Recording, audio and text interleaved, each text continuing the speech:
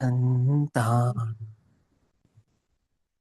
नमो सिद्धाणं नमो आयर्याणं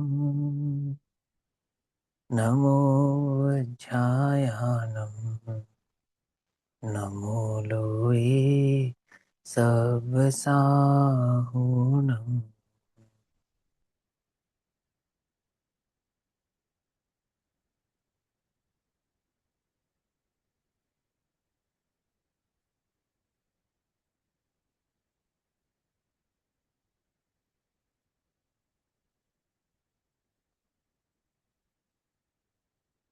मङ्गलं भगवान् वीरो मङ्गलं गौतमोगणी मङ्गलं कुन्दकुन्दार्त्यो जैनधर्मोऽस्तु मङ्गलम्। सर्वमङ्गल्यमाङ्गल्यं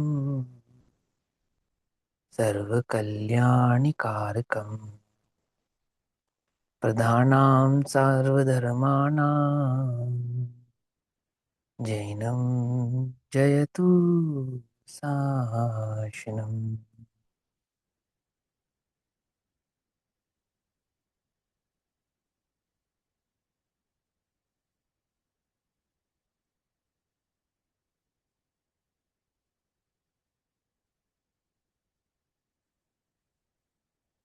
सर्वव्यापक चिद्रूप स्वरूपाय परात्मने स्वोपलब्धि प्रसिद्धाय ज्ञानानंदात्मने नमः।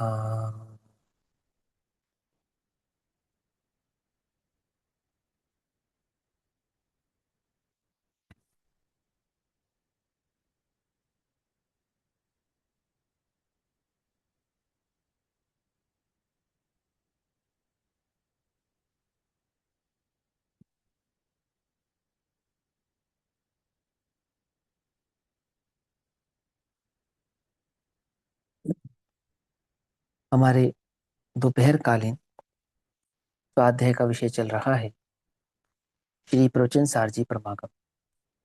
श्री प्रवचन सारजी परमागम का स्वाध्याय हम सभी आचार्य अमृतचंद्र देव द्वारा रचित तत्व प्रदीपिका तथा आचार्य जयसेन देव द्वारा रचित तात्पर्य वृत्ति टीका के आधार से कर रहे हैं। भाव चल रहा है ज्ञेय तत्व प्रज्ञापन महाअधिकार के अंतर्गत ज्ञान ज्ञेय विभाग अधिकार, और इस ज्ञान ज्ञेय विभाग अधिकार के अंतर्गत 189 नंबर की यह गाथा चल रही है, जिसमें आचार्य अमृतचंद्र देव ने कहा कि शुद्ध द्रव्य का निरूपण होने से, शुद्ध द्रव्य आर्थिक नय का निरूपण होने से, अर्थात यूं कहो शुद्ध द्रव्य का भाव होने से निश्चय से आत्मा अपने परिणामों का स्वयं करता है, और इस नीति से अशुद्ध भाव रूप परिणमित होता हुआ आत्मा अशुद्ध भाव का कर्ता शुद्ध निश्चय नय से है, और उस आत्मा के आधार से पुद्गल कर्मों में होने वाला जो कर्माश्रव है या कर्मों का व्यवहार है, जिसको हम 8 कर्मादि के माध्यम से समझते हैं, वह सब अशुद्ध रूप होने से, अर्थात दो द्रव्यों का द्वैत होने के कारण अशुद्ध द्रव्यार्थिक नय का कथन होने से व्यवहार नय का कथन है। ये भाव आचार्य देव ने यहाँ पर हमको समझाया।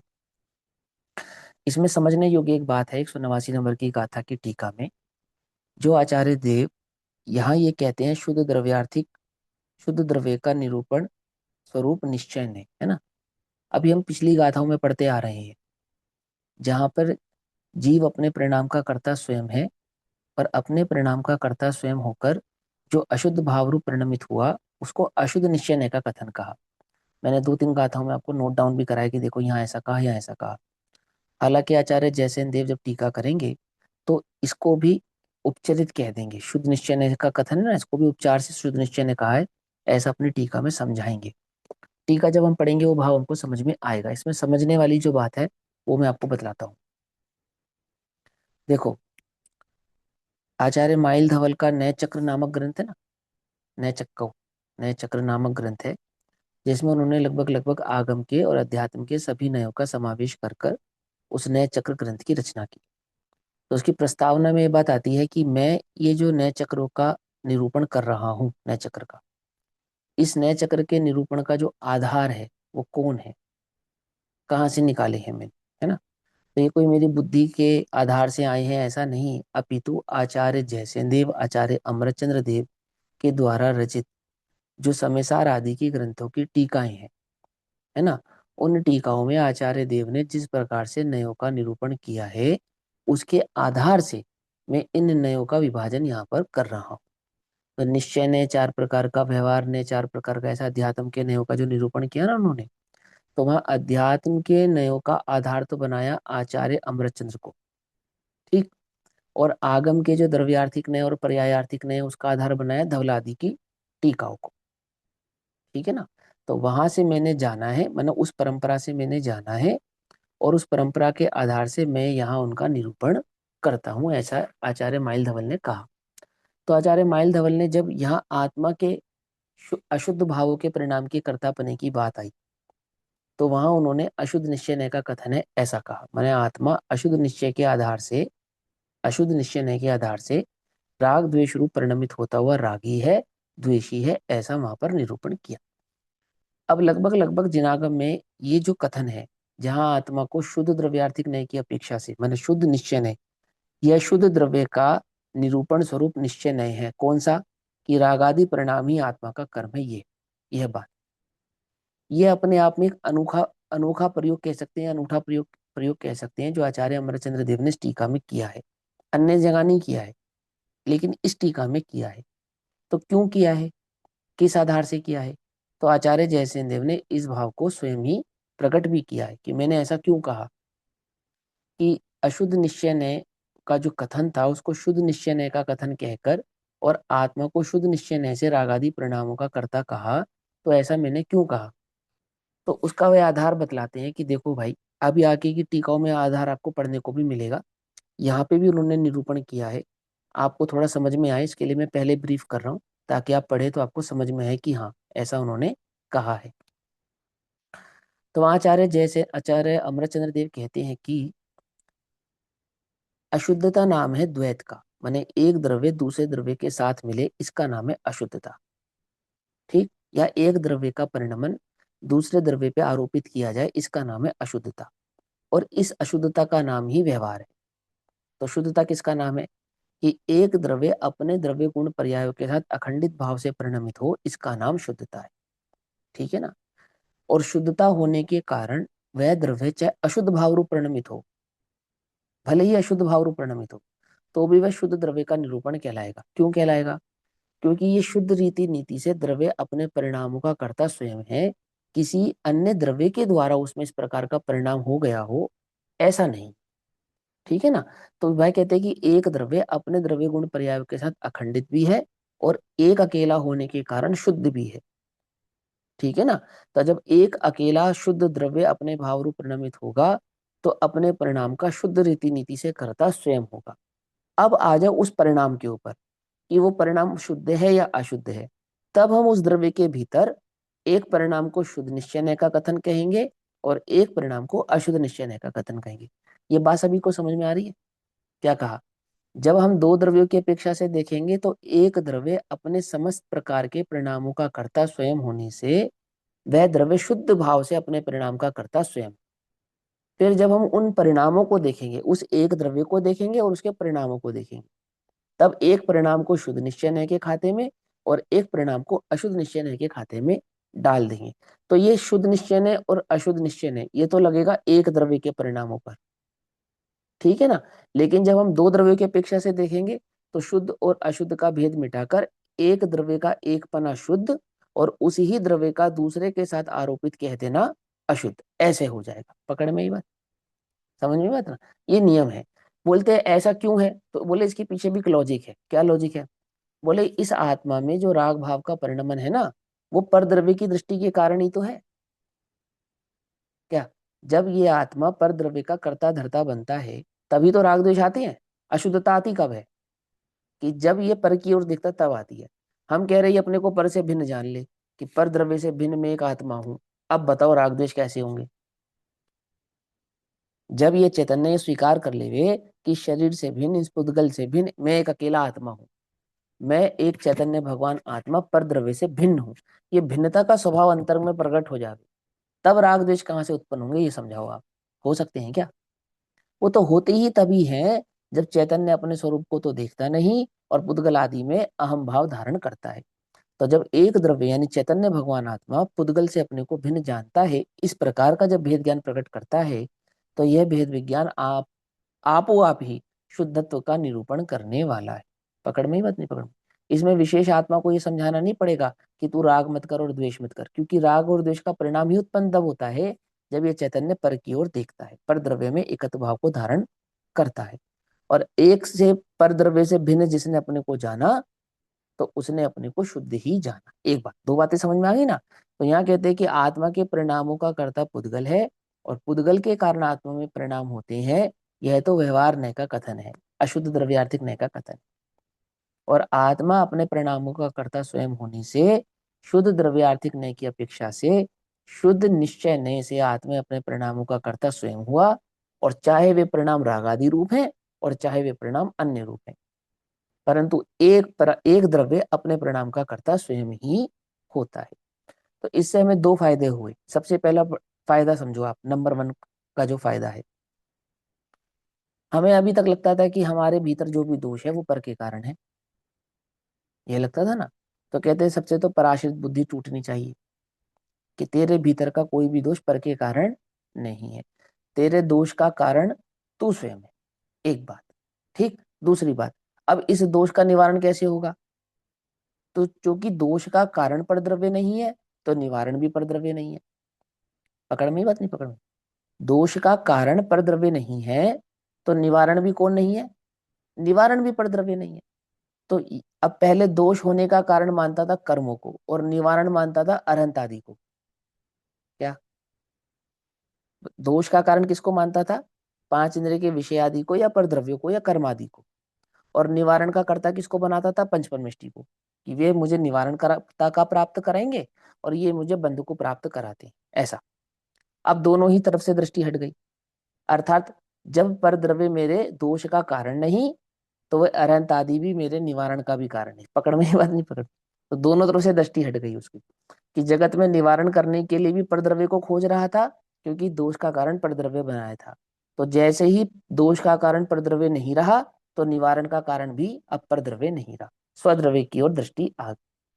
स्वयं को भूला था तो दोष हो रहा था, स्वयं को जानूंगा तो निवारण हो जाएगा दोष का, सीधी सी बात। दोष का अभाव हो जाएगा। या चैतन्य का स्वरूप जानूंगा, चैतन्य का स्वरूप लखूंगा, अपने स्वभाव की दृष्टि करूंगा, तो दोष से मुक्त हो जाऊंगा। दूसरा कोई उपाय? कि दूसरा कोई उपाय नहीं है। तो हम यहाँ का क्या कर रहे हैं फिर स्वाध्याय के माध्यम से? कि वो दोष को ढूंढने का, जो दोष हमको समझ में आया ना, कि मेरा दोष क्या था, कि मैं परद्रव्य की ओर देख रहा था, ये ज्ञान मुझे प्राप्त हो। और मेरा स्वरूप कैसा है ये जानकर मैं अपने स्वरूप की ओर देखूंगा, तो दोष से संपूर्णतः मुक्त हो जाऊंगा। ये जो भाव मुझे प्राप्त हुआ, ये कहाँ से प्राप्त हुआ? ये मुझे स्वाध्याय के माध्यम से प्राप्त हो। पकड़ में ही बात। तो वो जो मार्ग प्राप्त हो रहा है, स्वाध्याय तो उसके लिए कर रहे हैं, स्वाध्याय के कारण दोष दूर नहीं होगा। स्वाध्याय से मार्ग जानकर स्वभाव की ओर देखने से ही दोष दूर होता है, ऐसा। आ गई बात समझ में? नहीं आ गई? तो दोनों तरफ से उन्होंने मुक्त कर दिया आपको, कि एक द्रव्य शुद्ध निश्चय से अपने परिणामों का कर्ता स्वयं ही होता है, पर के कारण उसमें वह परिणाम होता नहीं है, चाहे वह शुद्ध हो और चाहे वह अशुद्ध हो। ठीक। अब 189 नंबर की इस गाथा पर जब आचार्य जयसेन देव टीका करते हैं, तो यह गाथा हो जाती है 202। ठीक। तो तात्पर्य वृत्ति टीका 202 नंबर, गाथा 202 तात्पर्य वृत्ति टीका। यहाँ आचार्य जयसेन देव 189 नंबर की गाथा का भाव कुछ इस प्रकार से समझाते हैं। वे कहते हैं, 494 नंबर का पेज, 494 नंबर का पेज, अब निश्चय व्यवहार के अविरोध को दिखलाते हैं। निश्चय का व्यवहार से और व्यवहार का निश्चय से कोई विरोध नहीं है, ये बात दिखलानी है। ठीक है ना? तो वह दिखलाने का भाव समझाते कि कैसे। देखो यहाँ कहते हैं, यह बंध का संक्षेप है। बंध का संक्षेप है यानी सार भाव है, सारभूत बात। कितना ही हम विस्तार करें, कितना ही कुछ करें, है ना। देखो थोड़ा मर्यादा रखो, है ना, कक्षा की मर्यादा रखो। बात करनी है किसी को, वीडियो ऑफ कर ले, है ना। थोड़ी मर्यादा रखो बात। चलो सुनो, यहाँ कहते हैं, यह बंध का संक्षेप है। संक्षेप है ना। तो संक्षेप है माने सारभूत बात है। क्या सारभूत बात है? सारभूत बात यह है कि जो परिणाम हुआ उसका कर्ता मैं स्वयं, है ना। मैं पर का करता नहीं और पर मेरा करता नहीं, ये सारभूत बात आपको समझ में आनी चाहिए। तो कैसे समझाते हैं? यह अनेक प्रकार के पूर्वोक्त रागादि परिणाम रूप बंध का संक्षेप है। तो जो अनेक प्रकार के मोह, राग, द्वेष आदि परिणाम होते हैं, क्रोध, मान, माया, लोभ, रतिहार, रति, शोक, भय, जुगुप्सा, ऐसे 25 प्रकार की जो कषाय हैं, ये सब आदि भाव में आ गए, राग आदि। तो इसमें मोह, राग, द्वेष और उनकी उत्तर कषाय, मूल प्रकृतियां आदि सब भाव इसमें गर्भित हो। तो बोलते हैं ये अनेक प्रकार के जो पूर्वोक्त परिणाम हैं, इन परिणामों के बंध का जो संक्षेप है वो क्या है? कि ज्ञानावरणादि से ज्ञान के आवरण पे ज्ञान पे आवरण आता है। दर्शनावरणादि से दर्शन पे आवरण आता है। मोहिने से आत्मा मोहित होता है। बोले ये नहीं, ये तो विस्तार है, ये संक्षेप नहीं है। तो संक्षेप क्या है? ये तुम ये जो तुमने कर्मों में 8 कर्म और 148 के भेद करे हैं ना, इनसे दृष्टि हटाओ, ये सब कुछ नहीं। तो किधर देखें? इधर देखो अपनी तरफ। तुझे राग हुआ तो तुझे अपने स्वरूप की ज्ञान की खबर नहीं होने के कारण हुआ, ये संक्षेप बात है। पकड़ में ही बात नहीं? पकड़ में ही? क्या संक्षेप है? छोटी सी बात कि मुझे राग हुआ तो किसके कारण हुआ? अपनी अपनी कमी के कारण, अपनी स्थिरता के कारण, अपने स्वभाव को नहीं जानने के कारण। तो मेरा अज्ञान और मेरा अस्थिर परिणाम, ये दोनों क्या हो गए? ये संक्षेप है किसका? इस संसार में परिभ्रमण का। तो कहते परिरूपित बंध का संक्षेप है। तो किस संबंधी बंध का संक्षेप है? तो कहते हैं जीवों संबंधी बंध का संक्षेप है। जीवों में जो बंध भाव रूप परिणाम होता है ना, उस बंध का संक्षेप है। सारभूत बात यह है। तो क्या है? कि निश्चय नहीं से निर्दिष्ट या कथित है। सारभूत बात कैसी है? कि निश्चय नहीं से निर्दिष्ट है या कथित है। अर्थात एक्चुअल में, वस्तु में यह भाव इस रूप से परिणमित होता है, ये होता है इसका, ठीक है ना। जो नी एक धातु है, नी धातु, तो नी धातु का अर्थ ही होता है निश्चय। निश्चय शब्द जो बनता है ना, ये नी धातु से बनता है। इसका मतलब क्या होता है? कि एक्चुअल, एक्चुअल में जो काम हो रहा है वो क्या हो रहा है, ये समझाते हैं। तो कहते हैं निश्चय से निर्दिष्ट, निर्दिष्ट माने प्रकट करना या बतलाना, है ना, या प्रस्तुत करना या कथित करना, कथित है। तो कहते हैं किस कर्ता के द्वारा कथित है? ये निश्चय की जो बात है, ये किसने बताई है? किसने बताई है ना? आपने अपने मन से तो नहीं निकाल ली। तो उत्तर देते हैं कि सुनो, ये निश्चय की बात बतलाने वाले अरहंत निर्दोष परमात्मा द्वारा, निर्दोष माने अरहंत के साथ निर्दोष शब्द का अर्थ हो गया जो वीतरागी है, सर्वज्ञ और हितोपदेशी है। जिसमें ये 3 गुण होते हैं ना, वो निर्दोष होते हैं। जिनमें तीनों गुण नहीं होते वो निर्दोष नहीं होते। समझे नहीं? निर्दोषता का 3 लक्षण है। कौन कौन सा? सर्वज्ञता, हितोपदेशता और वीतरागता, ये 3 लक्षण है। तो जो अरहंत हैं वे निर्दोष परमात्मा द्वारा कहा गया है, अर्थात सर्वज्ञों के द्वारा यह बात कही गई है। क्या बात कही गई है? तो किसके लिए कहा गया है यह भी बतला दो। अरहंत ने कहा है, निश्चय का कथन है और बंध का सारभूत है। और ये किसके लिए कहा है? तो कहते जितेंद्रिय पने के कारण। जितेंद्रिय पने के कारण शुद्धात्म स्वरूप में प्रयत्नशील जो गणधर देवादि यति हैं, उनके लिए कहा गया है। ऐसा। तो चलो हमारी जान तो छूटी, गणधरों के लिए कहा है, हमारे लिए नहीं कहा है। है? कि गणधरों के लिए कहा है। तो देखो सुनो, गणधरों के लिए कहा है ना, तो गणधरों के लिए भी क्यों कहा है? क्योंकि उनका लक्षण क्या बना है? जितेंद्र पने के कारण। जिन्होंने इंद्रियों को जीत लिया है और शुद्धात्म स्वरूप में जो प्रयत्नशील है। तो शुद्धात्म स्वरूप में प्रयत्नशील जो उत्कृष्ट है वो कौन है? वो तो गणधर है। और उसमें जो निकृष्ट है वो कौन है? वो चौथे गुण स्थानवर्ती सम्यक दृष्टि है। और उस निकृष्टता को भी प्राप्त करने में जो प्रयत्नशील है वो कौन है? वो हम है। तो गणधर कहने से हम भी आ गए उसमें। क्या समझे? जिन जिन का लक्ष्य उस शुद्धात्म चैतन्य भगवान आत्मा को प्राप्त करना है, उस जितेंद्र पने को प्राप्त करना है, उसमें जो उत्तम प्रयत्नशील है वे तो गणधर है। जो इस बात को भली प्रकार से जान सकते हैं, समझ सकते हैं, जिनके आधार से हमारे तक ये बात आ सकती है। और उसमें सारभूत गर्भित कौन कौन है? उसमें हम है। समझ में बात है? समझ में? देखो, पंडित बनारसी दास जी ने एक जगह श्रमण शब्द का अर्थ किया, श्रमण, है ना, श्रवण शब्द का इसमें ही किया है नाटक समय सार में। तो उन्होंने श्रमण शब्द का अर्थ क्या किया मालूम? तो उन्होंने श्रमण शब्द का अर्थ किया अव्रती श्रावक, व्रती श्रावक और मुनि, ये तीनों, इन तीनों का अर्थ श्रमण होता है, ऐसा अर्थ किया उन्होंने। ठीक है ना। तो वो तीनों का अर्थ उन्होंने कहाँ से किया? कि पांडे राजमल जी की जो कलश टीका है ना, उस कलश टीका में पांडे राजमल जी ने श्रवण का यही अर्थ किया है। क्या अर्थ किया है उन्होंने? कि श्रवण माने जो व्रती श्रावक है वह भी, जो अव्रती श्रावक है वह भी, और जो साधु है वह भी, तीनों का नाम श्रवण है, ऐसा कह दिया। तो कैसे कह दिया तीनों का नाम श्रवण? देखो मैं आपको समझाता हूँ कैसे कह दिया, वो भी समझ लो। आजकल तो समझाना बहुत आसान है। जिन्हें इंजीनियर बनना होता है ना, या डॉक्टर बनना होता है, ऐसे प्रोफेशनलिज्म में जाना होता है, प्रोफेशनल बनना होता है, तो उसकी तैयारी वो कहाँ से करते हैं मालूम? आफ्टर 10th, समझे ना? 10वीं के बाद से वो तैयारी शुरू हो जाती है। पकड़ में ही बात नहीं, पकड़ में। ऐसे ही है ना, आजकल तो ये सिस्टम है। पहले वो तैयारी कहाँ से शुरू होती थी? पहले थोड़ा मुश्किल पड़ता था, पहले 12वीं कर लो आप, 12th पूरी पढ़ लो, उसके बाद आपकी स्ट्रीम आप सिलेक्ट करेंगे, उसके बाद उस स्ट्रीम के सिलेक्शन के साथ आप आगे बढ़ेंगे। लेकिन आज की डेट में वो सिस्टम नहीं है। तो जो 10th का स्टूडेंट है वो तैयारी किसकी कर रहा है? मान के चलो डॉक्टर बनने की या इंजीनियर बनने की, ऐसा कोई तैयारी कर रहा है किसी भी प्रोफेशनल फील्ड में जाने की। तो वो 10वीं का जो विद्यार्थी है, वो विद्यार्थी किसका है? वो स्कूल का विद्यार्थी है या उस प्रोफेशनल का विद्यार्थी? किसका विद्यार्थी कहलाए? मेरी बात समझ में आ रही नहीं आ रही? जो वो प्रोफेशन यूज करना चूज कर रहा है, यानी डॉक्टरी पढ़ रहा है या इंजीनियरिंग कर रहा है, तो पढ़ता तो वो भी 10वीं में है, जिसको सीनियर सेकेंडरी कहते हैं, है ना। पढ़ता तो अभी वो सीनियर सेकेंडरी में, 11th में, 12th में, लेकिन विद्यार्थी किसका हो गया? वो इंजीनियरिंग का या डॉक्टरी का, ऐसा ऐसा उसको विद्यार्थी बना दिया। पकड़ में ही बात नहीं, पकड़ में। ऐसे ही जो चौथे गुणस्थानवर्ती अव्रती श्रावक है तो वो अव्रती श्रावक, लेकिन वो उसकी जो स्ट्रीम है, स्ट्रीम क्या है उसकी? कि उसका निर्णय हो चुका है कि मैं सिद्ध स्वरूप है, मम स्वरूप है सिद्ध सम, वो सिद्धत उसका लक्षण हो गया है। और उस सिद्धत्व के लक्षण में जो एक्सट्रीम पोजीशन है सिद्धत्व को प्राप्त करने की, वो तो रिजल्ट है ना।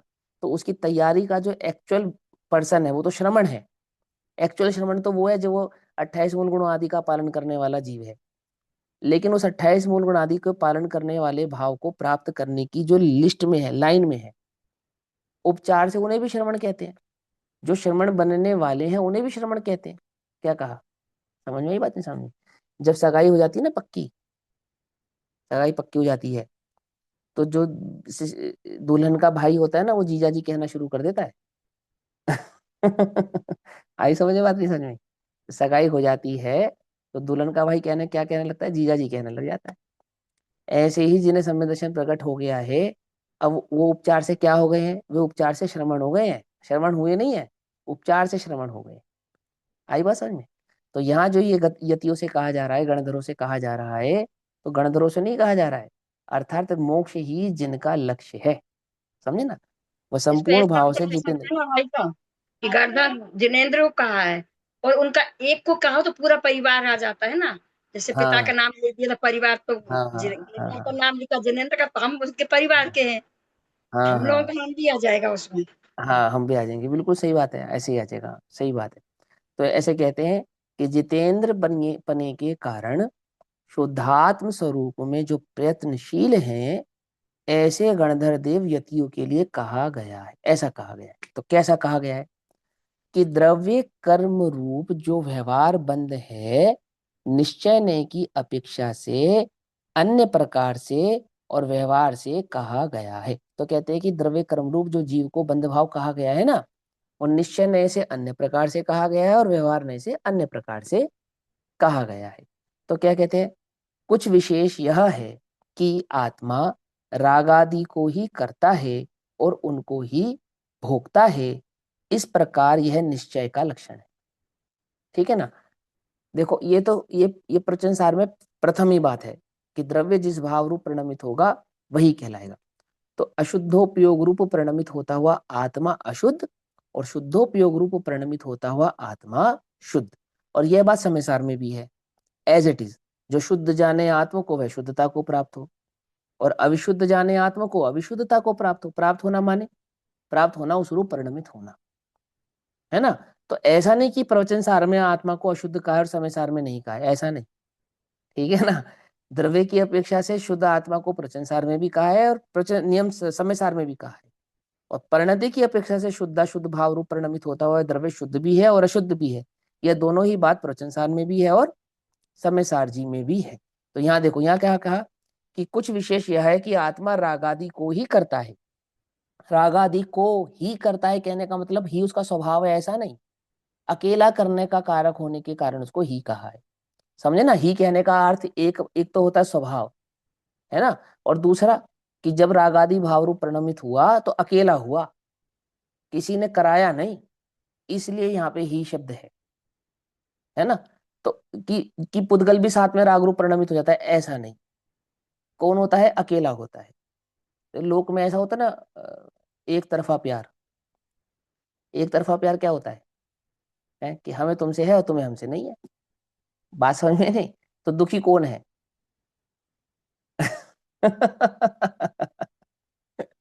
तो जिसे जिससे राग है वो दुखी है, और जिसे जिससे नहीं है वो नहीं है। पकड़ में ही बात, नहीं पकड़ में। तो कहते हैं कि ये राग रूप परिणमित कौन हुआ, बोले अकेला आत्मा हुआ, पुद्गल नहीं हुआ या अन्य कोई द्रव्य नहीं हुआ। राग भाव से परिणमित अकेला आत्मा हुआ, तो उस राग के परिणाम को अकेला आत्मा ही भोगेगा।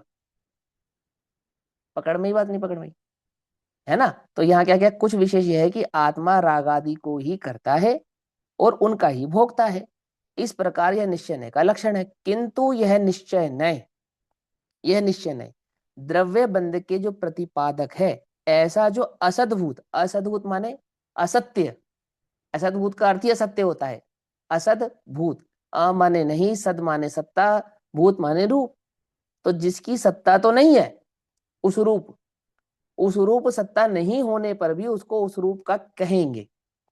तो बोले असद्भूत व्यवहारने की अपेक्षा शुद्ध द्रव्य का निरूपण करने के स्वभाव वाला होने से विवक्षित निश्चय नय और उसी प्रकार अशुद्ध निश्चय नय कहा जाता है। देखो, उसी प्रकार से इसको अशुद्ध निश्चय नय भी कहते हैं। इस निश्चय नय को अशुद्ध निश्चय नय भी कहा जाता है।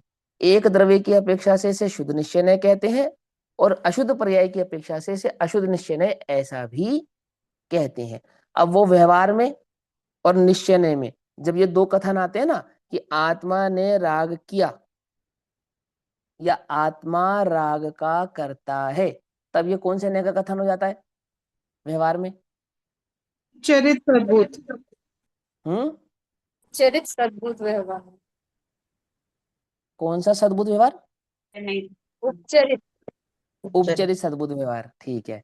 और आत्मा रागी है तो ये अशुद्ध हो जाता है अशुद्ध निश्चय निश्चय नय। नय। पकड़ में ही बात। तो ये एक जगह अशुद्ध निश्चय नय हो जाता है, एक जगह उपचरित सद्बुद्ध व्यवहार नय हो जाता है, सद्बुद्ध व्यवहार नय हो जाता है।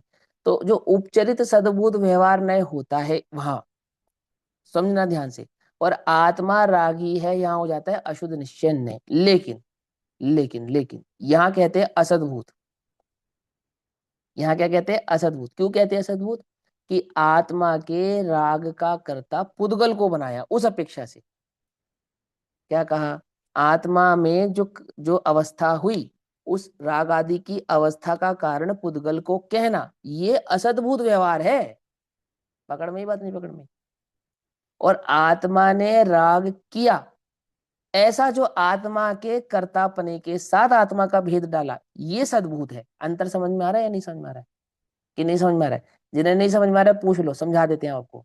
देखो, यहाँ क्या कहते हैं, आत्मा में राग की क्रिया हुई, राग रूप एक पर्याय उत्पन्न हुई हुई ना। तो उसका उसका कर्ता कौन है? कि सारी बातें हटा दो, संक्षेप में तो उसका कर्ता आत्मा स्वयं है। सारी बातें हटा दो, संक्षेप में तो उसका कर्ता आत्मा स्वयं है। अब इसका थोड़ा विस्तार करते हैं नयों की अपेक्षा से। तो क्या विस्तार बनाएंगे? तो बोले क्योंकि आत्मा का राग स्वभाव नहीं है, इसलिए अशुद्ध निश्चय ने से आत्मा रागी है। पकड़ में ही बात। आत्मा जब राग रूप परिणमित हुआ तो आत्मा क्या कहलाया? रागी कहलाया। तो एकदम अभेद का कथन कर दिया ना आपने, आत्मा रागी है ऐसा कह दिया, तो ये किसका कथन हो गया? ये अशुद्ध निश्चय का कथन हो गया। अब इसका दूसरा विस्तार करते हैं। द्रव्य का अपनी पर्याय के साथ जब हम भेद करेंगे, द्रव्य का अपनी ही पर्याय के साथ, द्रव्य की ही पर्याय के साथ जब हम भेद करेंगे तो आत्मा ने राग किया, ये देखो इसमें ये लगे ना प्रपोजिशन लग गए, आत्मा ने राग किया, ये प्रपोजिशन लगा दी, तो ये भेद की कथन हो गए ना। तो अब ये कौन सा नए चला जाएगा तो ये चला जाएगा सद्बुद्ध व्यवहार ने, सद्बुद्ध व्यवहार ने। असद्बुद्ध अभी भी नहीं हुआ, अभी भी क्या रहा, सद्बुद्ध रहा अभी भी, क्योंकि राग तो हुआ ही है ना, और किया भी आत्मा ने ही है, तो इसलिए तो सद्भूत है। लेकिन व्यवहार किस लिए है, व्यवहार इसलिए है क्योंकि आप भेद करके बात करते हो, भेद करे सो व्यवहार। तो आत्मा का आत्मा की ही पर्याय के साथ अगर आप भेद करेंगे तो वो व्यवहार के खाते में चला जाएगा। तो जो बात निश्चय के खाते की थी, भेद का शब्द लगा देने से वो वही बात व्यवहार के खाते में चली गई। अब एक तीसरा विस्तार, किसके लिए, अज्ञानी के लिए, या यूं कहो मलेच्छ के लिए, कि आत्मा में जो राग उत्पन्न हुआ है उसका कर्ता पुद्गल है, कर्म के उदय के कारण आत्मा रागी होता है, ऐसा कहना। ये कौन से नंबर का नया हो गया, बोले ये तो असद्भूत व्यवहार है, असद्भूत। ये बात तो बिल्कुल सत्य नहीं है, पकड़ में ही बात नहीं, पकड़ में। और जो बात बिल्कुल सत्य नहीं है उसे तुम क्या मान रहे थे, भेद ज्ञान की पराकाष्ठा, कि पुद्गल राग का करता है, पकड़ना ध्यान से उल्टा नहीं पकड़ना, समझे नहीं समझे, है ना। वहां पे भी आएंगे अभी हम, पहले तो तुम नयो का भेद समझ लो यहाँ पर क्या कह रहे हैं। तो जहां यह राग का कर्ता पुद्गल को कहा, उसको तो क्या कह दिया यहाँ पर, असद्भूत व्यवहार ने की अपेक्षा, है ना। जो शुद्ध द्रव्य का निरूपण करने वाला है ऐसे स्वभाव वाला होने से, तो वो शुद्ध द्रव्य से विवक्षित निश्चय नय और उसी प्रकार अशुद्ध निश्चय नय कहा जाता है। माने एक द्रव्य का निरूपण करे इसकी अपेक्षा से तो शुद्ध निश्चय नय, लेकिन वो विकारी पर्यायों का निरूपण करे इसकी अपेक्षा से अशुद्ध निश्चय नय कहा जाता है। क्या, कि आत्मा राग का कर्ता स्वयं है, अर्थात आत्मा रागी है, ऐसा ये निश्चय नय का कथन हो। आ गई बात समझ में। अब आगे सुनो, द्रव्य कर्मों को आत्मा करता है और भोगता है। ये सुनो, द्रव्य कर्मों को आत्मा करता है और भोगता है, ऐसा कहेंगे तो सही, लेकिन ये सत्य बात नहीं है, निश्चय बात नहीं है। तो ये कौन सा सत्य है, ये सद्भूत सत्य है या असद्भूत सत्य है, बोले तो असद्भूत सत्य है, असद्भूत। सत्य में भी दो बातें कही उन्होंने, है ना, कि सत्य में भी भेद करा तो असद्भुत व्यवहार, और ये तो कौन सा है, ये तो असद्भुत व्यवहार है। तो कहते हैं इस प्रकार अशुद्ध द्रव्य का निरूपण करने वाला असद्भूत व्यवहार नय कहलाता है। असद्भुत का निरूपण अर्थात क्या हुआ, इसका अर्थ कि दो द्रव्य मिलकर एक क्रिया नहीं करते और एक द्रव्य दूसरे द्रव्य की क्रिया नहीं करता, तो एक द्रव्य के परिणमन में दूसरे द्रव्य उसके परिणमन का कर्ता नहीं है। ऐसा होने पर भी आत्मा द्रव्य कर्मों को करता है और द्रव्य कर्मों को भोगता है, अथवा द्रव्य कर्मों के आधार से आत्मा में अमुक प्रकार का परिणमन होता है, ऐसा कहने वाला व्यवहार नहीं है। और व्यवहार भी कैसा, असद्भुत व्यवहार नहीं है, माने ऐसा व्यवहार जिसकी सत्ता ही नहीं है। पकड़ में ही बात, ऐसा ऐसा ये कहते हैं। ये दोनों नए हैं, किंतु यहाँ निश्चय नए उपादेय है। नए तो दोनों ही है, दोनों ही सम्यक ज्ञान के भेद है, वस्तु स्वरूप को समझाने के लिए दोनों ही कारक है, दोनों के ही आधार से वस्तु स्वरूप का निरूपण किया जाता है। परंतु यहाँ इस प्रसंग में वो व्यवहार नए उपादेय नहीं है। तो इस प्रसंग में कौन सा नए उपादेय है, कि 189 नंबर की गाथा की टीका पढ़ने वाले सज्जनों को तो निश्चय ने ही उपादेय है। क्यों, उनके ज्ञान का इतना विस्तार हो चुका है ना, कि वो नयों के इस मर्म को, इस भेद को भली प्रकार से जान और पहचान सकते हैं। तो उनसे कहते हैं कि सुनो भाई, इतना वस्तु स्वरूप समझने वालों को निश्चय ने ही वास्तव में उपादेय है। और उस निश्चय ने की उपादेयता से क्या ज्ञान कराया आपको, आत्मा शुद्ध बुद्ध एक अविकारी है, ये ज्ञान नहीं कराया। क्या ज्ञान कराया, कि आत्मा अपनी शुद्धाशुद्ध पर्यायों का कर्ता स्वयं है और शुद्धाशुद्ध पर्यायों का भोक्ता भी वह स्वयं ही है। कोई पर के कारण उसमें वह पर्याय होती हो या पर के कारण वह पर्याय उत्पन्न कराने वाला कोई हो, तो बोले ऐसा नहीं है, ये समझाते हैं। इस प्रकार अशुद्ध द्रव्य का निरूपण करने वाला असद्भुत व्यवहार ने कहलाता है। ये दो नए हैं, किंतु यहाँ निश्चय नए उपादेय है और असद्भुत व्यवहार ने उपादेय नहीं है। तो असद्भुत व्यवहार ने उपादेय कब होता है, कि जब वस्तु स्वरूप समझने में बुद्धि शुद्र होती है तब होता है। जीव की योग्यता के अनुसार होता है। बुद्धि थोड़ी हो, है ना, बात समझ में आने में, बात देर से समझ में आती हो, कम समझ में आती हो, या नए विवक्षा आदि का ज्ञान ना हो, तब द्रव्य कर्मों के कारण जीव की अवस्था और जीव की अवस्था से द्रव्य कर्म, ये भाव वहां समझाया जाता है या कहा जाता है। ठीक, आगे यहाँ प्रश्न है कि रागादि को आत्मा करता है और भोगता है, इस प्रकार के लक्षण वाला निश्चय ने कहा है, वह उपादेय कैसे है? कैसे उपादेय हो गया? क्योंकि आत्मा को तुम अशुद्ध भी कहो और आत्मा को अशुद्ध भी कहो, और अशुद्ध द्रव्य का, अशुद्ध पर्याय का कर्ता आत्मा को कहो और उसको उपादेयपना मन कहो, मैंने मैं रागी हूं, ऐसा ये उपादेयपना कैसे हो गया? राग को उपादेय कैसे बना सकते हैं? प्रश्न समझ में आ रहा है ना, कि आत्मा ने रागादि पर्याय को किया, ये तो एक तो इसका कर्तत्व आत्मा के ऊपर आपने डाल दिया, साथ में उसको उपादेय भी बना दिया, और उसको शुद्ध भी कहते हो। तो हमें तो आपकी बात नहीं समझ में आती है, कैसी शुद्धता है तुम्हारी? यहाँ प्रश्न है कि रागादि को आत्मा करता है और भोगता है, एक तो तुमने ये बात बताई, और इस प्रकार के लक्षण वाला निश्चय ने कहा, तो इस प्रकार के लक्षण वाला वह निश्चय ने उपादेय कैसे हो सकता है? क्योंकि उपादेय तो शुद्ध निश्चय ने ही होना चाहिए, जो शुद्ध द्रव्य के शुद्ध भाव का निरूपण करता हो। ऐसा ही प्रश्न है जो स्वाध्याय जीवन का प्रश्न है, आचार्य जयसेन देव ने स्वयं ही उठाया यहाँ पर। तो वो कहते हैं, सुनो भाई, इसका निराकरण करते हैं। कैसे निराकरण करते हैं? यहाँ कहते हैं, रागादि को ही आत्मा करता है और द्रव्य कर्म को नहीं करता है, रागादि ही बंध के कारण है। इस प्रकार जब जीव जानता है, तब राग द्वेष विकल्प जाल के त्याग से रागादि के विनाश के लिए निज शुद्धात्मा की भावना भाता है। आई बात समझ में? जब वह ये जानेगा कि राग आदि तो पुद्गल में होते हैं और पुद्गल करता है, तो निज शुद्धात्मा की भावना क्यों भाएगा? क्या कहा आचार्य जयसेन देव ने, कि जब वह ये बात जानता है कि वे राग आदि का कर्ता आत्मा है, ना कि सिर्फ करता है अपितु उनके फल का भोगता भी आत्मा है, तब वह शुद्ध द्रव्य का लक्ष्य बनाकर उस ओर अपने उपयोग को ले जाने का पुरुषार्थ करता है।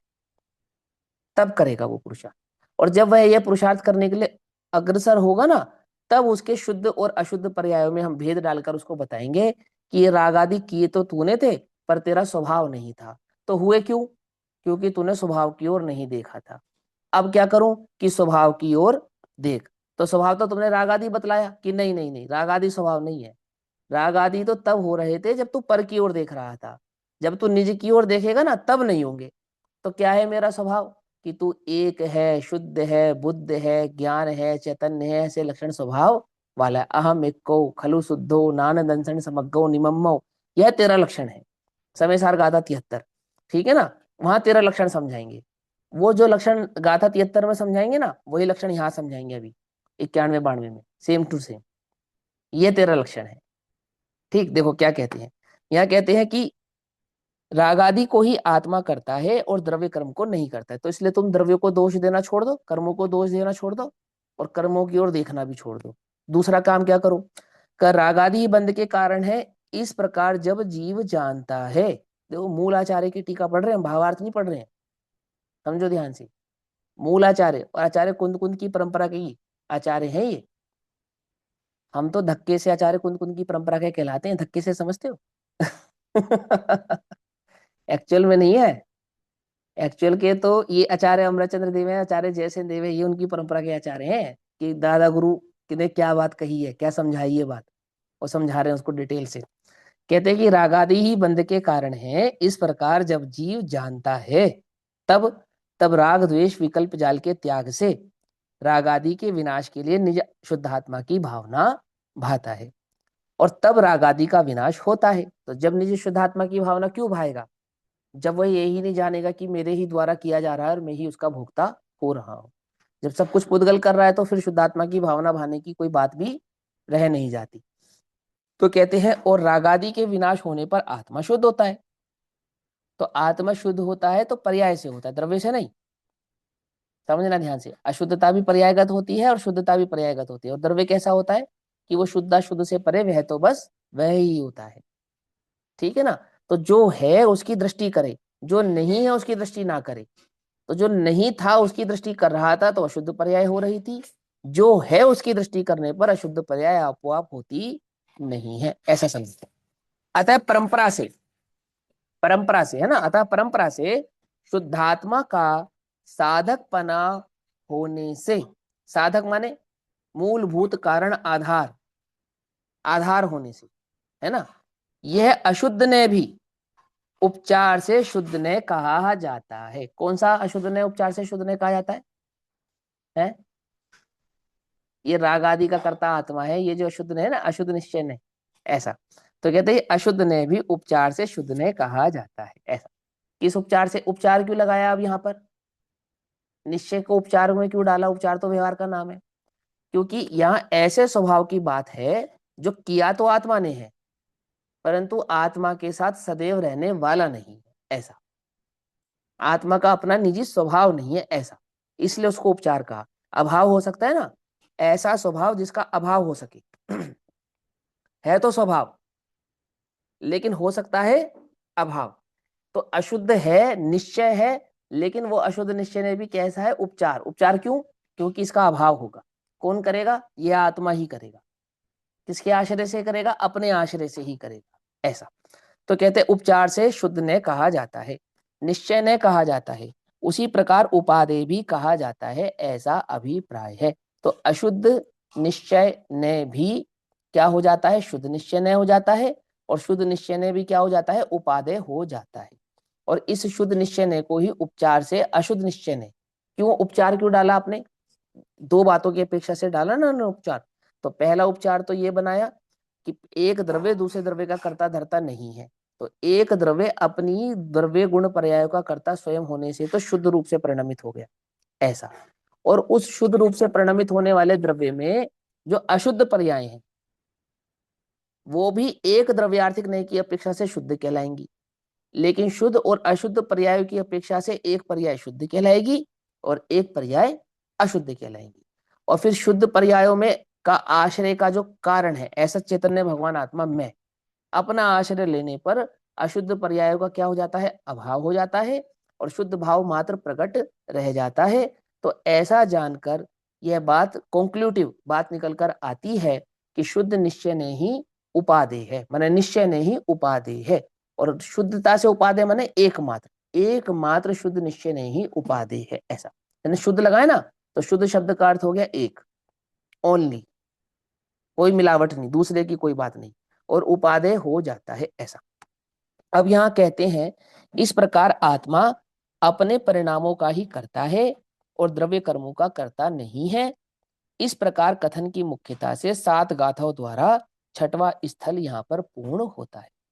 इस प्रकार अरसमवरुम इत्यादि 3 गाथाओं द्वारा पहले शुद्धात्मा का व्याख्यान किए जाने पर, वहां पे समझाया था ना आत्मा का स्वभाव अतीन्द्रिय आदि आदि है ना, अलिंग ग्रहण के 20 बोल। तो वहां आत्मा का शुद्ध स्वभाव, शुद्ध स्वरूप समझाए जाने पर शिष्य द्वारा जो कहा गया कि अमूर्त आत्मा को मूर्त कर्मों के साथ कैसे बंध होता है, इसके निराकरणार्थ नए विभाग के से बंध के समर्थन की मुख्यता से 19 गाथाओं द्वारा 6 स्थलों द्वारा तीसरे विशेष अंतर अधिकार का यहाँ पर समापन होता है, यहाँ पूर्ण होता है। इसके बाद 12 गाथा पर्यंत 4 स्थलों द्वारा, अब 12 गाथाएं आएंगी जिसको 4 भागों में डिवाइड किया, जिसमें शुद्धात्मनुभूति लक्षण अविशेष भेद भावना रूप चूलिका का व्याख्यान करते हैं। पकड़ में ही बात, क्या करने वाले हैं। अब जो 12 गाथाएं चलेंगी वो भेद ज्ञान की गाथाएं चलेंगी। हालांकि पूरा अधिकार भेद ज्ञान का अधिकार है, लेकिन इस भेद ज्ञान के अधिकार में जीव का शुद्ध भाव कैसा है, द्रव्य कर्मों से बंधा हुआ कैसे कहा जाता है, वास्तव में अपने परिणामों का करता है, इस प्रकार से समस्त परद्रव्यों से इसके उपयोग को हटाया। यहाँ तक आ गया ना, यहाँ अपने आत्मा में आ गया, और ये बात समझ में आ गई कि शुद्ध पर्याय हुई और अशुद्ध पर्याय हुई, दोनों का कर्ता मैं हूं, अपने परिणाम का कर्ता होने से उसका भोक्ता भी मैं हूं। अब यहाँ एक परिणाम तो छुड़ाना है और एक परिणाम ग्रहण कराना है, माने अशुद्धता तो मिटानी है और शुद्धता प्रकट करनी है। पकड़ में ही बात। पहले अशुद्धता मिटा रहा था कहां से? बाहर से, और अशुद्धता प्रकट होने का कारण कहाँ मान रहा था? बाहर। तो दोनों कारण बाहर के तो मिटा दिए, शुद्ध होने के और अशुद्ध होने के। यहाँ आ गया, अब शुद्धता भी यही है और अशुद्धता भी यही है। तो यहाँ अब अशुद्धता का कारण तो मिटाना है और शुद्धता का कारण प्रकट करना है। अब यहाँ भीतर से भेद ज्ञान चलेगा। पहला भेद ज्ञान कहाँ से करा दिया? समस्त परद्रव्यों से अपने उपयोग को हटा और अपने भगवान आत्मा की और अपने उपयोग को ला। क्यों? क्योंकि तू ही स्वयं ही अपने परिणामों का करता है और तू ही इनका भोगता है।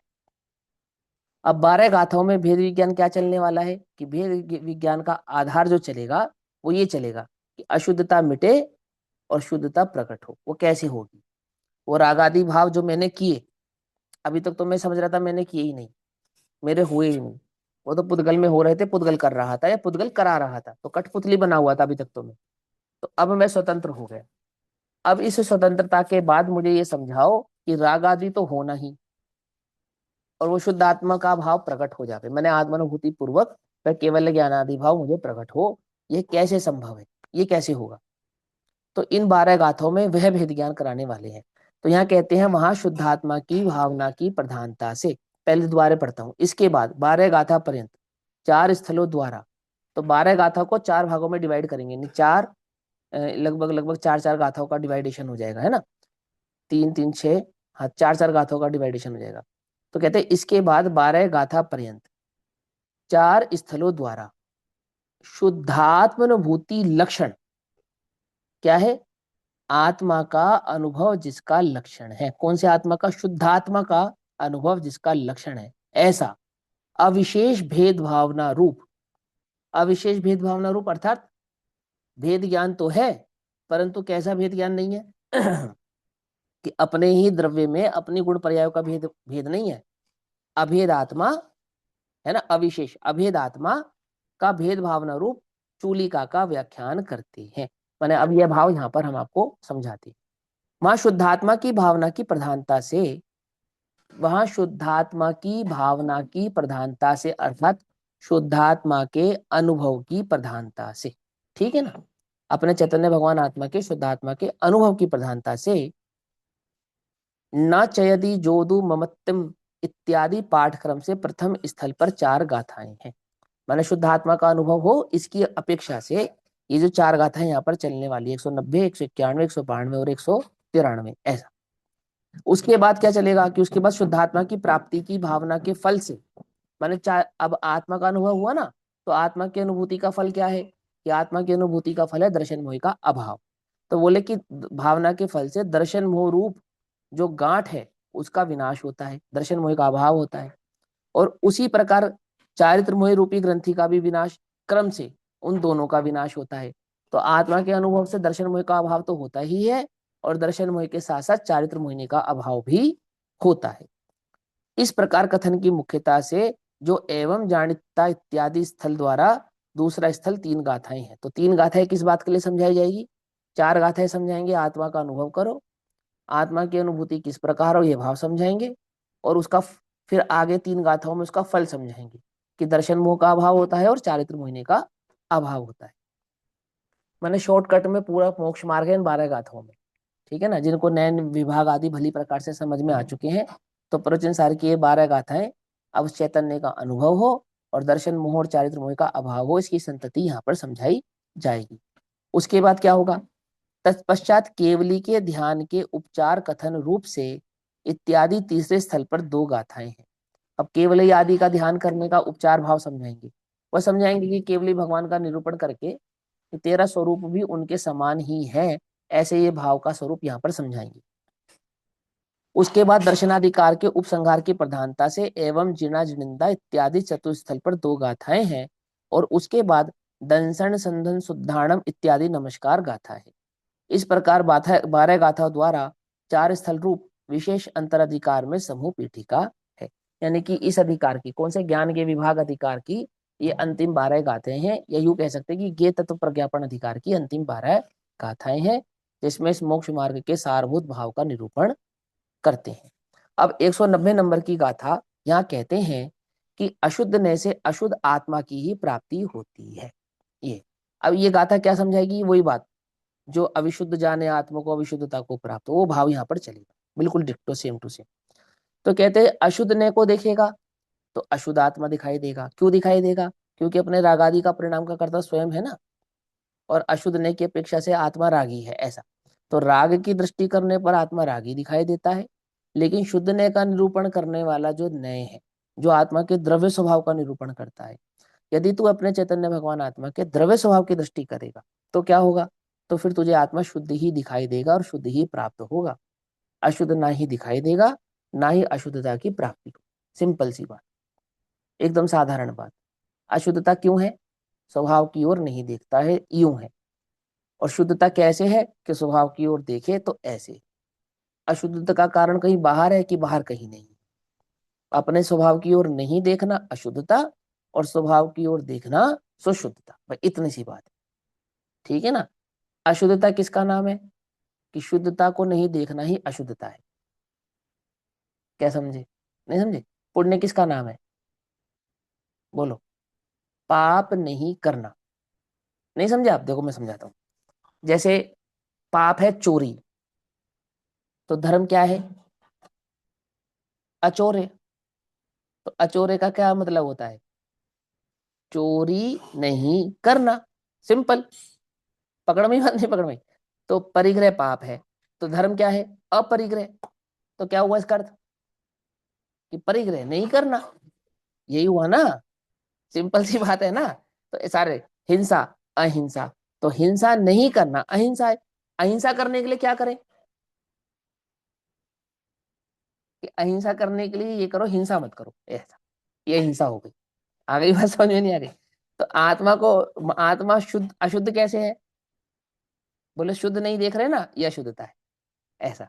आई समझ में बात? नहीं समझ में आई? ये सीधा सा सिंपल सा विज्ञान है ना।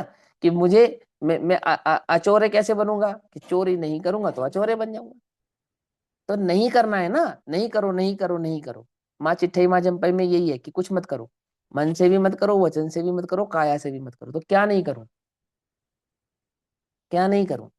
तो बोले अशुद्ध भाव रूप परिणमित नहीं होने के लिए क्या करूं? कि अशुद्धता की ओर नहीं देखो। तो किसकी ओर देखो? अशुद्धता की ओर नहीं देखना ही शुद्धता की ओर देखना है, ऐसा। या यूं कहे कि शुद्धता की ओर देखना ही अशुद्धता की ओर नहीं देखना है, ऐसा। कि मैं अहिंसक हूं, तो अहिंसक हूं, तो अहिंसक में कैसा हूं? मैंने कॉन्टिन्यूस अहिंसक हूं, मैंने मैं कर्ता रूप से अहिंसक हूं, या हिंसा नहीं कर्ता के रूप से अहिंसक हूं? क्या समझे? कि हिंसक नहीं हूं, ऐसा अहिंसक हूं। पकड़ में ही बात? अहिंसा, अहिंसा पालन करना है ना आपको, तो क्या करें उसके लिए? बोलो क्या करें? कुछ करना पड़ेगा क्या? कि करना कुछ नहीं है, उसका नाम अहिंसा होगा। कि क्या नहीं करना है? कि हिंसा नहीं करने का नाम अहिंसा होगा। आ गई बस समझ में? तो बोले अशुद्धता क्या है? कि पर की ओर मत देखो, पर में एकत्व मत धारण करो, पर में ममता धारण मत करो, पर में राग मत करो, पर में द्वेष मत करो, पर की ओर मत देखो। तो पर की ओर नहीं देखे, और देखना स्वभाव है, तो कहाँ देखेगा? समझे नहीं समझे? तब सारा संसार छूटेगा तो एक चैतन्य बचेगा, ऐसा। ये तो हो गया नकारात्मक भाव। और सकारात्मक भाव क्या है? कि चैतन्य की ओर देखो तो राग आदि भाव छूट जाते हैं, सिंपल। तो राग का अभाव करने के लिए क्या करना? कि कर नहीं, कुछ नहीं करना।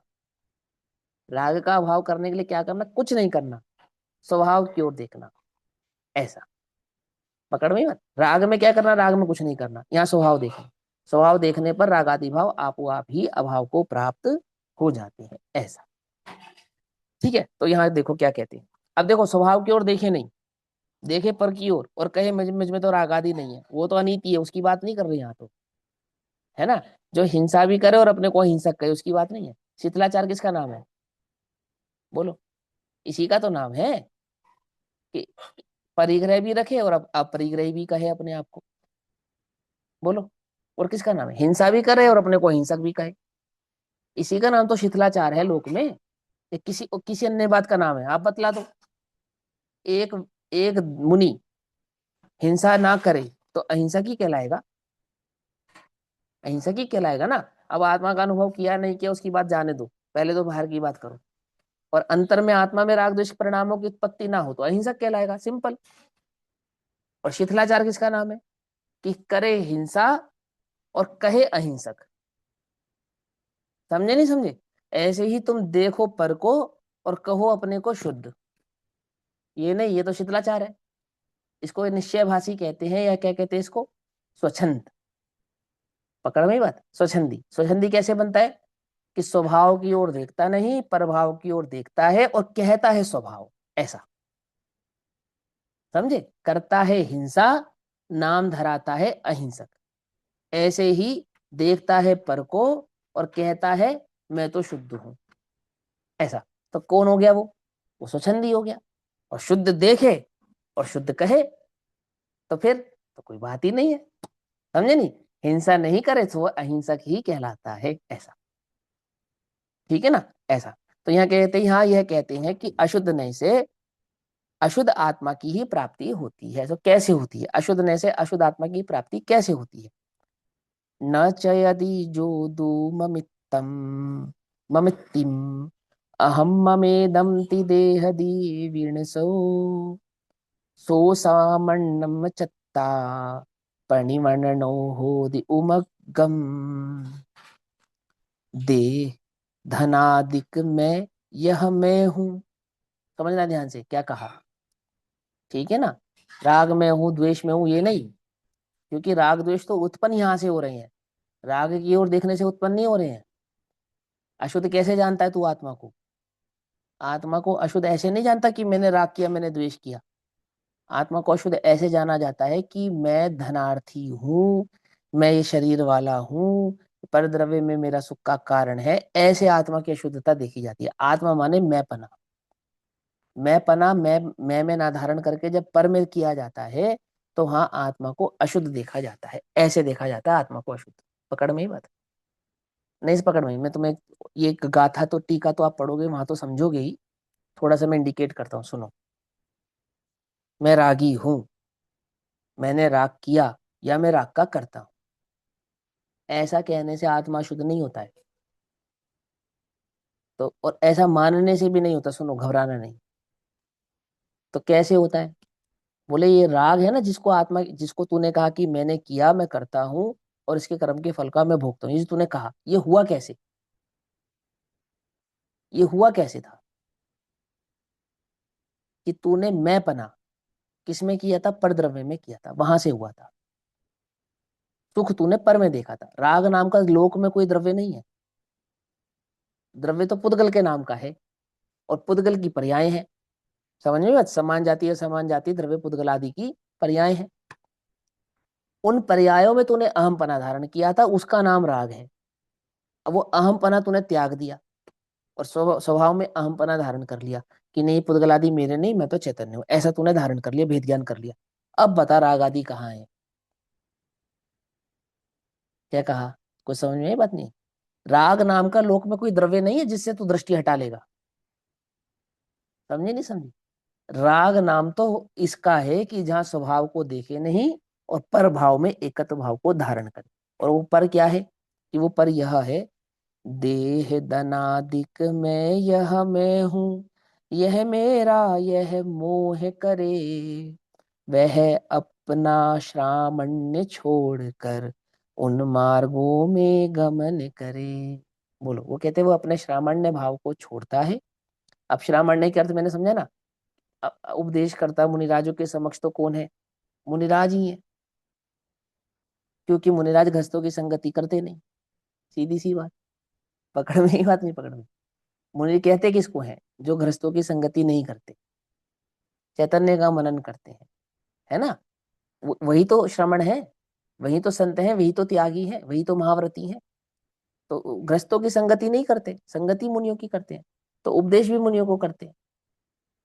सामने मुनि बैठे, मुनियों के बीच में रहना है सारा दिन, उन्हीं के बीच में चर्चा करनी है, उन्हीं का चिंतन है, उन्हीं का प्रतिक्रमण सुनना है, उन्हीं को उपदेश करना है। तो वहां फ्लो फ्लो किसको कहेंगे? मुनि कहेंगे। जैसे टीचर होता है ना, टीचर, उसको आदत पड़ जाती है कहने की बच्चों, तो बूढ़ों को भी बच्चों कह देता है। आई ना समझ में बात? तो ऐसे ही ये भाव है यहाँ पर कि वो श्रमणों को कह रहे, माने कह तो सभी को रहे हैं, लेकिन है ही उनके समक्ष सारे श्रमण, तो श्रमण की अपेक्षा से कह रहे हैं। कहते हैं वो अपने श्रामण्य को छोड़कर उन मार्गों में गमन करने लगता है। कौन कौन उन मार्गों में गमन करता है? जो आत्मा को रागी देखता है वो नहीं। हेडिंग क्या है? हेडिंग तो यह है कि अशुद्ध नय से, हेडिंग तो क्या है? अशुद्ध नय से अशुद्ध आत्मा की प्राप्ति होती है। और अशुद्ध नय हमारी दृष्टि में क्या है? कि आत्मा को रागी द्वेषी कहना। यही है ना हमारी दृष्टि में अशुद्ध नय, तो कि अशुद्ध नय माने कि आत्मा रागी है, तो आत्मा द्वेषी है, इसका नाम अशुद्ध नय है ना। यहाँ कह रहे ये नहीं, जो देह आदि धनादि में ममत्व भाव धारण करता है, यह मैं हूं, अर्थात मैं पना धारण करता है, ये अशुद्ध ने है।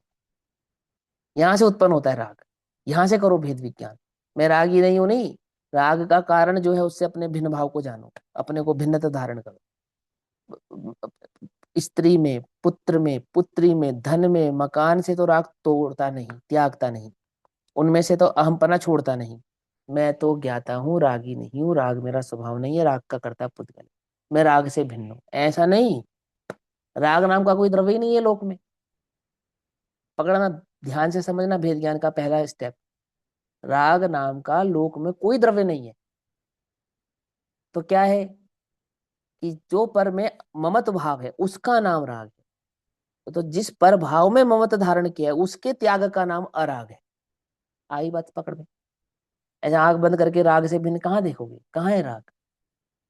ये शरीर में जो ममत्व है इसका नाम राग है। धन में जो ममत्व है इसका नाम राग है। मकान, स्त्री, पुत्र संबंधों में जो ममत्व है इसका नाम राग है। इसका त्याग कर। किसका त्याग कर? ममत्व का त्याग कर। किससे? वो शरीर आदि पर आदि द्रव्यों से। यह मेरे नहीं है, मैं एक चैतन्य हूं, ऐसा ये भेद विज्ञान। ठीक।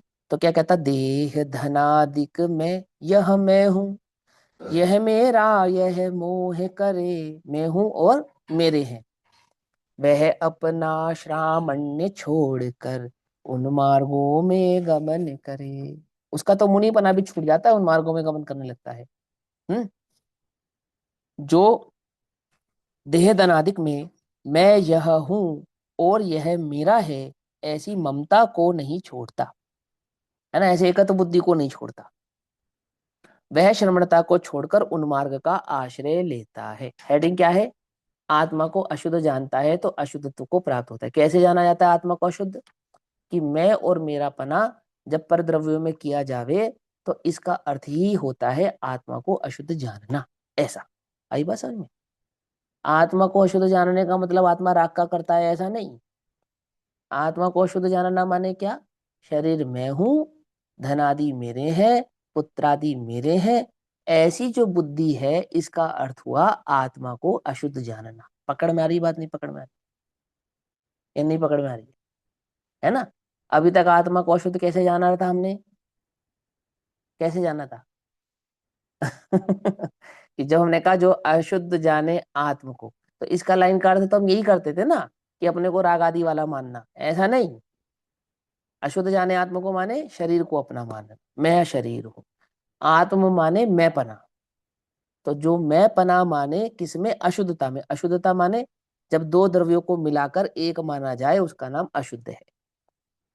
तो जब शरीर को कहे कि मैं आत्मा हूं, यह मैं हूं, और धनादि को कहे कि मेरे हैं, पुत्रादि को, संसार आदि को कहे मेरे हैं, तो इसका मतलब तू अपनापन अशुद्धता में करता है। तो इसको कहते हैं आत्मा को अशुद्ध जानना। आ गई बात पकड़ में? या नहीं पकड़ में? है ना? चलो अब तो समय हुआ, इसकी टीका हम कल पढ़ेंगे। तब तक के लिए सभी को जय जिनेन्द्र। ओम नमः सिद्धेभ्यः।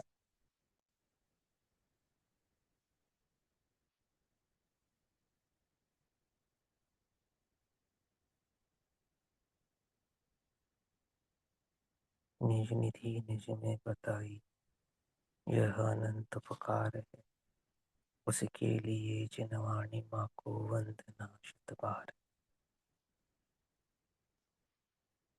नमो यंत्रणम